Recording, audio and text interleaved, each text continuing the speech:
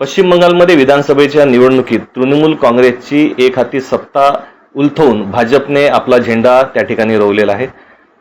तत्पूर्वी पश्चिम बंगालमधील कम्युनिस्टचे सरकार असेल आणि त्यानंतर तृणमूल काँग्रेसचे सरकार असेल, यासाठी सतत संघर्ष हा भाजपचा राहिलेला आहे. भाजपचा हा जरी विजय असला तरी त्यामागे राष्ट्रीय स्वयंसेवक संघाचं सूक्ष्म नियोजन आणि एकंदरच त्या भागामध्ये केलेलं संघाचं सेवा कार्य हे देखील अधोरेखित करण्याची बाब आहे. 1969च्या कालखंडात यवतमाळातील बबनराव सारोळकर हे देखील संघ प्रचारक म्हणून पश्चिम बंगालमध्ये त्यांनी सेवा दिलेली आहे आणि या विजयाचा निश्चितच आनंद त्यांना आहे. त्या कालखंडात त्यांनी कशा पद्धतीने तेथे संघर्ष केला, कशा पद्धतीने तेथे काम केलं, त्यांच्याकडून जाणून घेऊया. काका, मला सांगा, आपण 1969च्या कालखंडात पश्चिम बंगालमध्ये होते. काय त्यावेळेसची परिस्थिती होती आणि कशा पद्धतीने आपण कम्युनिस्टवाद्यांशी लढा दिला? त्यावेळेस परिस्थिती तर अशी होती की प्रत्येक एकही अशी भिंत नव्हती कोणत्याही घराची की ज्याच्यावर महोत्सव तुंगाचं चित्र नाही. आणि तिथे खाली लिहिलेलं असायचं की महोत्सव तुंग आमचा नेता आणि त्याचा मार्ग हाच आमचा मार्ग, असं सगळं याचं वातावरण. आणि दररोज काही ना काही लोकांना ते मारून टाकायचे, कारण त्यांची क्रांती करायची म्हणजे मारायचं. तर तशा प्रकारचं काम होतं.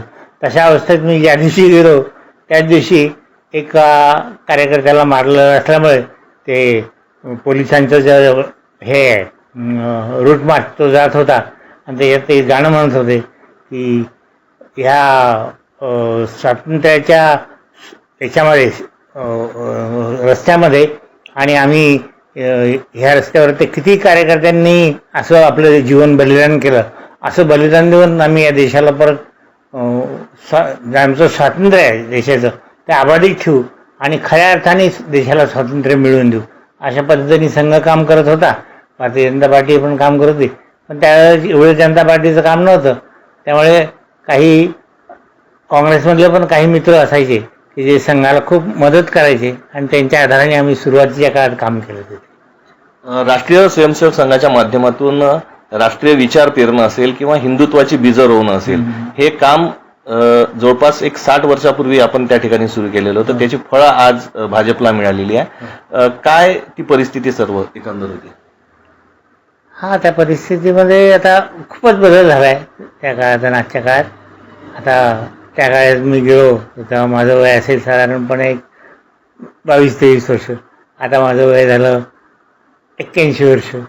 तर खूप मोठा काळ गेला आहे. पण असंख्य कार्यकर्ते असे आहेत की ज्यांनी आपलं सगळं जीवन याच कामासाठी लावलं. आणि राष्ट्रीय स्वयंसेवक संघाचं काम म्हणजे काय, तर दैनंदिन लोकांना एकत्रित करायचं, त्यांना राष्ट्रप्रथम हा भाव जो आहे तो शिकवायचा.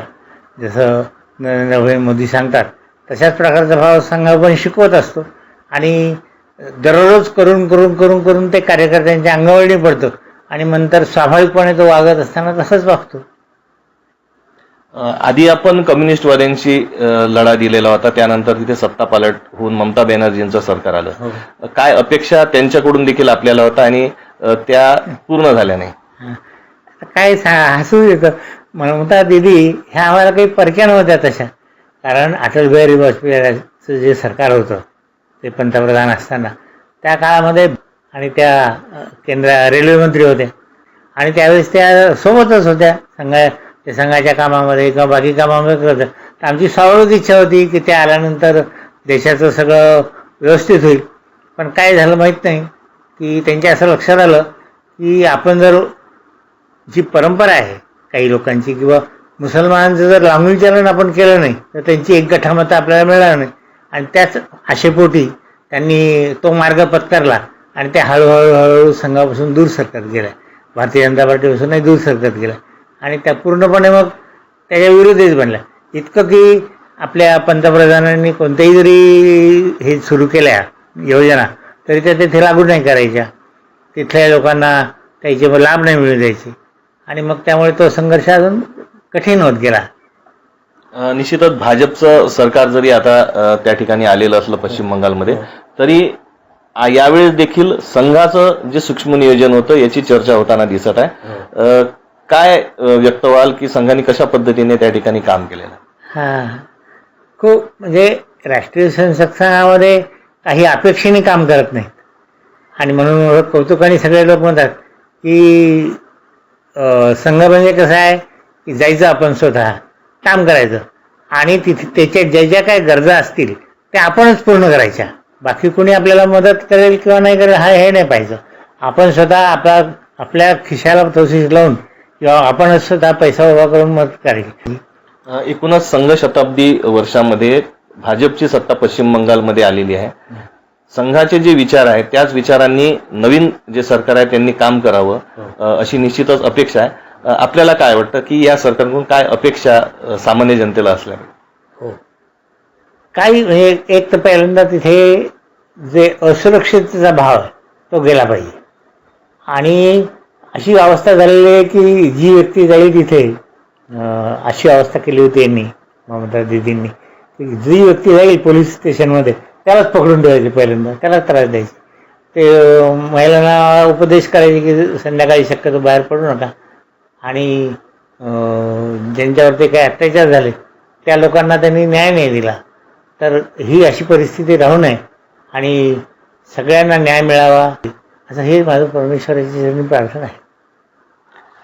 निश्चितच राष्ट्र प्रथम हा भाव ठेवून राष्ट्रीय स्वयंसेवक संघाने पश्चिम बंगालमध्ये कार्य केलेलं आहे आणि आता देखील भाजपचं सरकार त्या ठिकाणी आल्यानंतर त्याच विचारातून हे सरकार यापुढे देखील काम करेल असा विश्वास संघाचे वयोज्येष्ठ स्वयंसेवक संघ प्रचारक राहिलेले बबनराव सारोकर यांनी व्यक्त केलेला आहे. Video journalist Nitin Raut, Shrikant Raut, Zee media, Yavatmal.